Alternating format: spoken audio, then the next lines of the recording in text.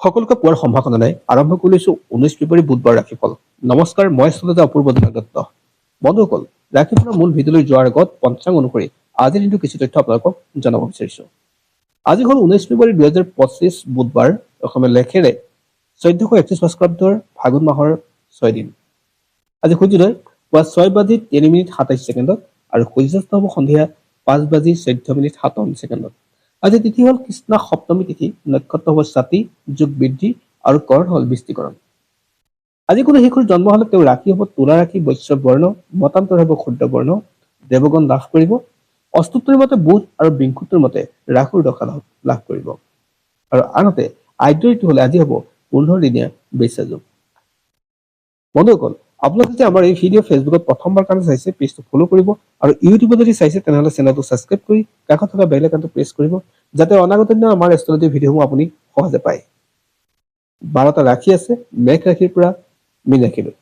আৰু এই 12টা ৰাশি আজিৰ দিনটো কেনে যাব তাকে জনাম, গতিকে ভিডিঅ'টো আপুনি শেষলৈকে চাব। আৰু প্ৰথমে জনাব বিচাৰিছো মেঘ ৰাশিৰ বিষয়ে। যদি আপুনি মেঘ ৰাশিৰ ব্যক্তি হয় তেনেহ'লে আজিৰ দিনটো আপোনাৰ কাৰণে লাভদায়ক। আজি আপুনি কৰা কামৰ ভাল ৰিজাল্ট পাব।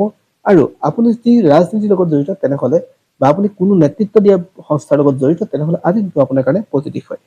আজি আপোনাৰ ক্ষেত্ৰত লাভ হ'ব আৰু আপুনি কৰা কামৰ উচিত মৰ্যাদা পাব।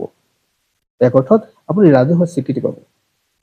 ইয়াৰ ভিতৰত আহিছে বৃষ ৰাশিলৈ। যদি আপুনি বৃষ ৰাশি ব্যক্তি হয়, খৰধৰকৈ কোনো কাম কৰিবলৈ যত্ন নকৰিব, জ্যেষ্ঠজনৰ পৰামৰ্শ লওক আৰু কিছু সময় অপেক্ষা কৰক।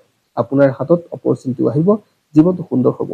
আৰু সমান্তৰালকৈ আপোনাৰ পৰিয়ালৰ ক্ষেত্ৰত আপোনাৰ যি সমস্যা আছিলে সেই সমস্যাও দূৰ হ'ব।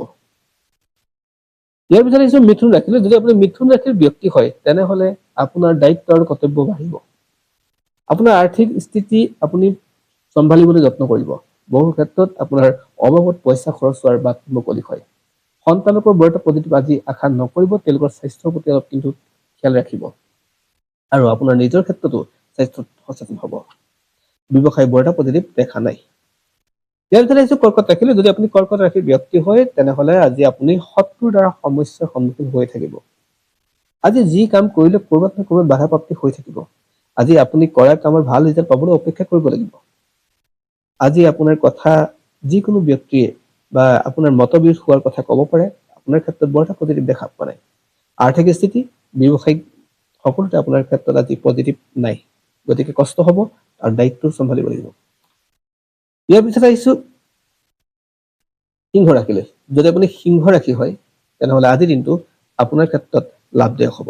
কিছু ধৈৰ্য ধৰিলে আপোনাৰ নিজৰ কষ্টৰ বিনিময়ত, আপোনাৰ নিজৰ ত্যাগৰ বিনিময়ত আপুনি উচ্চ শিখৰ লাভ কৰিব। দায়িত্ব বাঢ়িব, দাম্পত্য বৃদ্ধি পাব আৰু আপোনাৰ বুদ্ধিৰ জৰিয়তে আপুনি নিজৰ সুআসন অলংকৃত কৰিব পৰাকৈ যোগ থাকে। আজি আপোনাৰ ক্ষেত্ৰত স্বাস্থ্যৰ ক্ষেত্ৰত কিছু অলপ সাৱধান হ'ব লাগিব।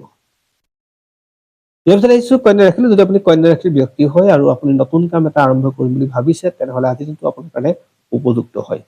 ঘৰুৱা অশান্তি নাইকিয়া হ'ব আজি। আজি গীত মাতত জড়িত ব্যক্তিসকলৰ কাৰণে সুনাম পোৱাৰ দিন।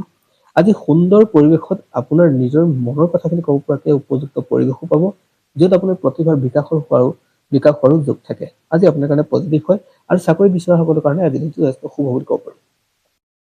ইয়াৰ পিছত আহিছো তুলা ৰাশিলৈ। যদি আপুনি তুলা ৰাশিৰ ব্যক্তি হয় আৰু আপোনাৰ ওচৰত আজি সুবিধা পাব। অৰ্থাৎ যিসকলে চাকৰি বিচাৰি আছে, যিসকলে ব্যৱসায় কৰিম বুলি ভাবিছে বা যিসকলে কৰি আছে, তেওঁলোকৰ ক্ষেত্ৰত অপৰচুনিটি আজি যথেষ্ট শুভ হ'ব। আজি নিজৰ আদৰ্শত বিশ্বাসেৰে কাম কৰক, মাটি বাৰী প্ৰপাৰ্টি কামবিলাকো হৈ উঠিব। আজি আপোনাৰ কাৰণে পজিটিভ।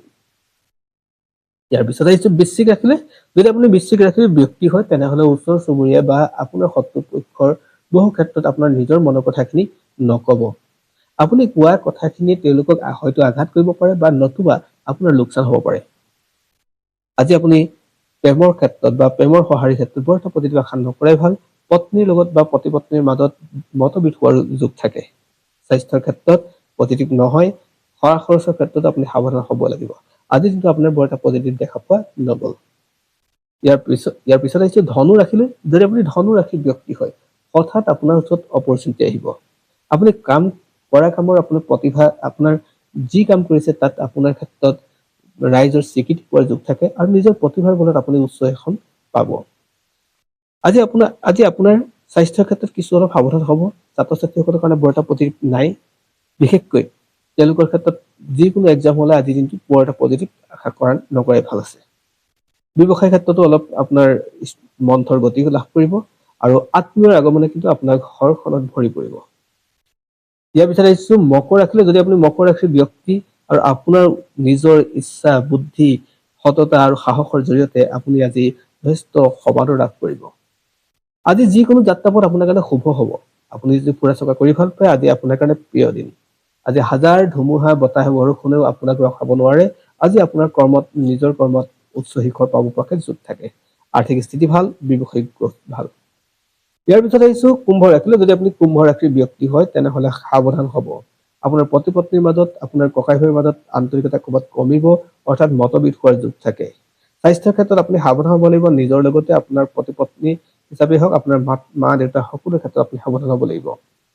আজি আপোনাৰ বহু ক্ষেত্ৰত কষ্টৰ ভুগিবলগীয়া যোগ থাকে, গতিকে সাৱধান হ'ব যাতে ভৰি হাতে এইবিলাকৰ কতো দুখ নাপায়। আৰু ইয়াৰ পিছত আহিছো মীন ৰাশিলৈ।